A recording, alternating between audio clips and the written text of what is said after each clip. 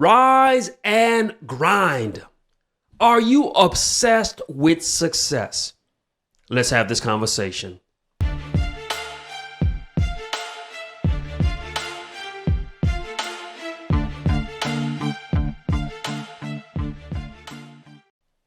Welcome to The Grind with Dr. McKenzie. I am Dr. McKenzie, and today I want to lead us in a conversation. Today I want to talk about becoming obsessed with success. In order to get to that next level in life, you can't just be interested. You can't just kind of want it. You've got to be dog-heartedly obsessed with success. And today we're going to take a deep dive into this topic. We are going to ignite the fires within inside of us. We are going to let out our battle cry.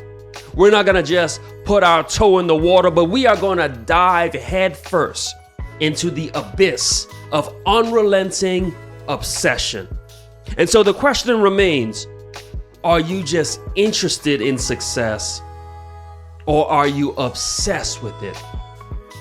Michael Jordan was a relentless warrior. His obsession with greatness wasn't just a gentle flame, it was a raging fire. Jordan once said, "I failed over and over and again in my life, and that's why I became successful." Obsession, my friends, turns from failure into victory. And so stop watching great men who are obsessed change the world every day. Stop watching the Bill Gates and the Elon Musk every day rise and grind and make your world a better place. Stop watching these great men who are bleeding and sweating and giving it all so that the world can be different. While you are just interested in sports, while you are just interested in wealth, while you are just interested in the stock market, while you are just interested in technology, there are men right now who have become obsessed with changing this world. You are just interested, and that's why you're on the sidelines of life. But until you move from being just interested and into that place where you are going to be a difference maker, into the place where you're going to be a captain of industry, into that place where you are driving the ship, you've got to move from being just interested in things to becoming obsessed with them. And I know this is counter to everything you've been taught.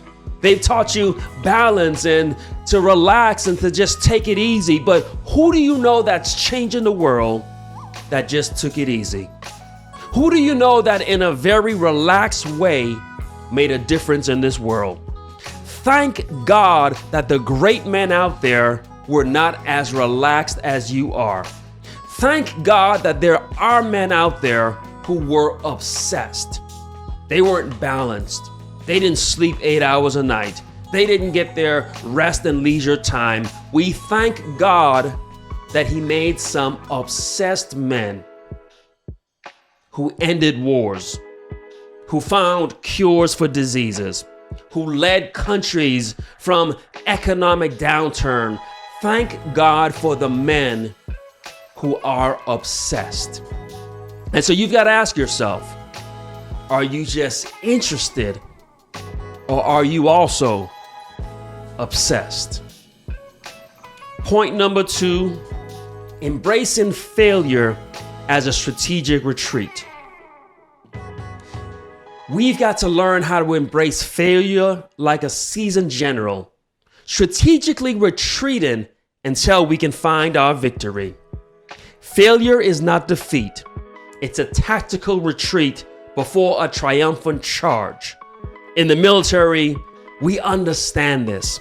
Having served as a Marine, we understand what this looks like. Consider General Patton, a military genius. His obsession with victory was unrelenting. Patton once said that success is how high you bounce when you hit the bottom. Failure is just the battlefield, my friends, and each defeat is a strategic move towards your ultimate triumph. As a Marine, we learned about Chesty Puller. Chesty Puller once found himself surrounded by the enemy on all sides. And he said, "Great, this way we'll never miss." That's how you've got to approach life. That even when you fail, that you've got to find a great opportunity. Even when you find yourself down on your back, you've got to see this as an opportunity to rise up again. When you become obsessed with success, even failure itself becomes a great opportunity to propel you. Point number 3, the roar of the warrior's soul. And so with our final battle cry, recognize that passion isn't a gentle breeze. It's a hurricane that reshapes the landscape. It's not just about doing something, it's about living, breathing, and devouring it. Let your passion scream louder than the doubters, louder than the naysayers. Let it make a sonic boom that shatters all barriers. Ask yourself, are you a thermostat or a thermometer? A thermometer just reads the temperature, lets you know how hot or cold it is. But a thermostat changes the entire atmosphere. It changes the environment. A thermostat brings great change with it. Are you just monitoring life with an interest? Or are you bringing about great change? Think about another great man, Pat Tillman. He was a warrior on the field and off the field. His passion for service and sacrifice was unparalleled. Tillman once said that somewhere inside we hear a voice and it leads us in the direction of who we wish to become, but it's up to us whether or not we follow.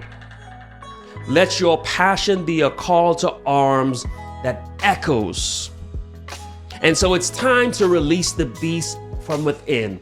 Shift from just being interested to becoming an unstoppable force of obsession. Channel your inner Michael Jordan. Embrace failure like General Patton and let your passion roar like Pat Tillman.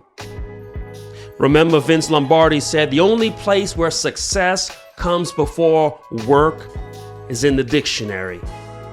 And so if this battle cry has stirred up the warrior within you, annihilate that like button, share this call to arms with others, and subscribe to this legion of obsessed warriors. We are changing the narrative. We're not just interested in success. We're not just watching things and hoping they happen. We are not just thermometers just gauging the world around us. But we are thermostats. We are change agents. We are rewriting the narrative. And if this has motivated you, then join us by hitting the subscribe button. Like, comment, subscribe, but most importantly, rise and grind.